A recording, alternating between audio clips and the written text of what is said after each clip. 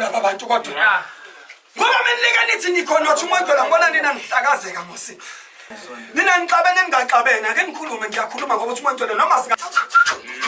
Wathi uthi umoya. Ikhona into. Ngelinye ilanga ebekufanele.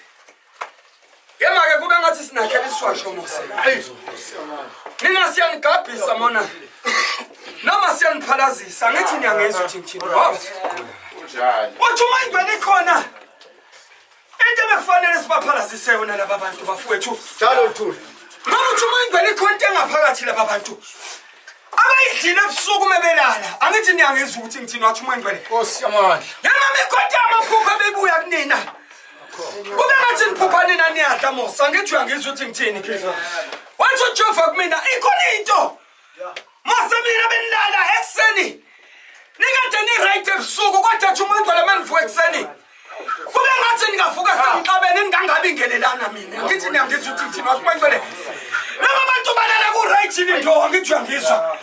Kodwa mebevuka kube ngathi bangaphambana nomunye angathi sisabona komunye njengabantu abangazibana ngithi uyangizwa ngoba bengathi uma ingcwele laba bantu kube ngathi ngesinye isikhathi omunye akayivalele endlini ahlala intona nomunye ayivalele endlini ahlala intona ngithi uyangizwa ukuthi uma ingcwele njengabantu esingasithi uyabona nina mfana namhlanje kodwa kusasa niphinde nixabana ukuthi uma ingcwele sicane isikhathi enisifanayo kodwa sikhule nisixabanayo ngithi ngiyangizwa ukuthi ngithina ayinihlambuluke lapho ngoba ngizwa bethi uma ingcwele kesibuka ngathi labantu bazisa ngoba bethi umoya nina bekufanele kuba ngathi siniqalisa phansi sinihlalisa endaweni eyinhlambuluko before qale sinigeza ngithi uyangizwa ngoba uthi uma ingcwele ikhona into manje ngididelisayo nina ninodwa ngithi ngiyangizwa njengabantu esikasithi ikhona into enidlile nina kodwa njengomunye ukuba ngathi angavuka uqasi komunye umembona nomunye avuka isidina mina ngithi ngiyangizwa ukuthi ngikhuluma ngoba bengathi uma ingcwele ikhona into ekangivele ebusweni nakwangathi phela izinduna esikhathini esiphambili ngithi uyangizwa ngoba uthi uma ingcwele right wena mama udaki kodwa ebusweni kodwa uthi uma ingcwele akubona ubudaki bakho lobo kwadundaba ekusaleni kwakhe ngithi uyangizwa uma ingcwele ikhona into ekushintshile mos wena engaphakathi ake ukhulume ngiphinde ngikhulume.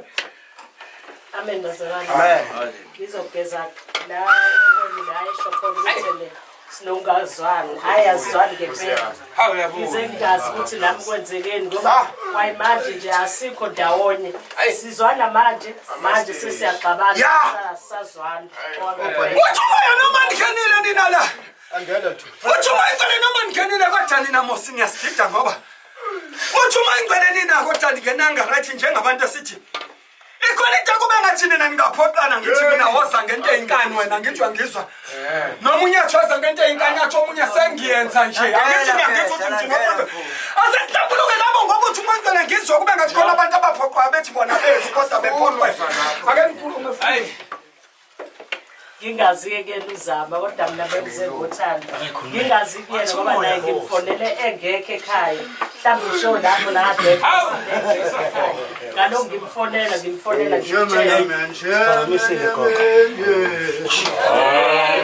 Manje nikhonto befuna ukubamba kube ngathi angisalise.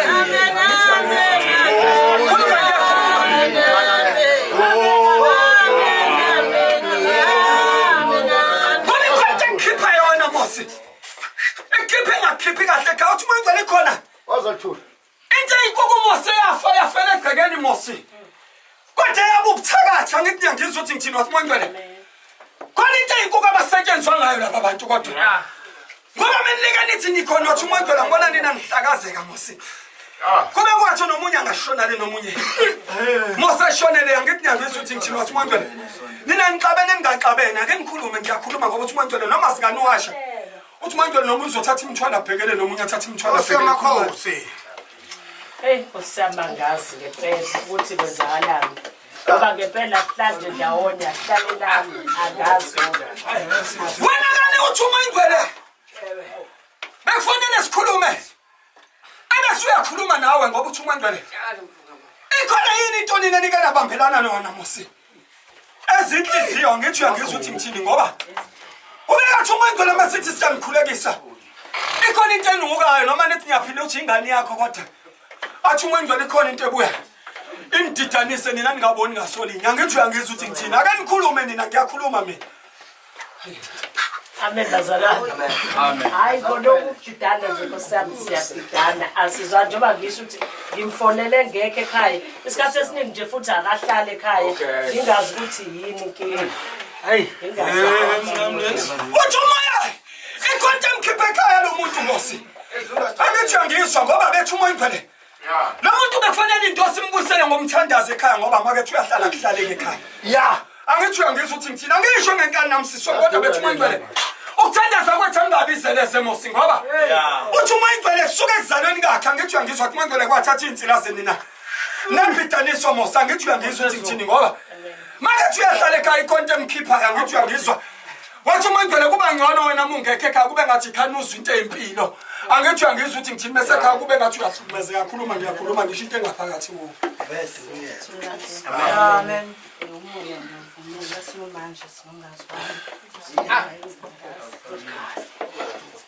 Uthi umoya wema wakhe uyazi ngelinye ilanga uthi umoya ingcwele webulunga ikhona mosi into bekufanele siyiphunge lapha ebhokisi wathi umoya ingcwele kukhona umuntu obekufanele efe Ya.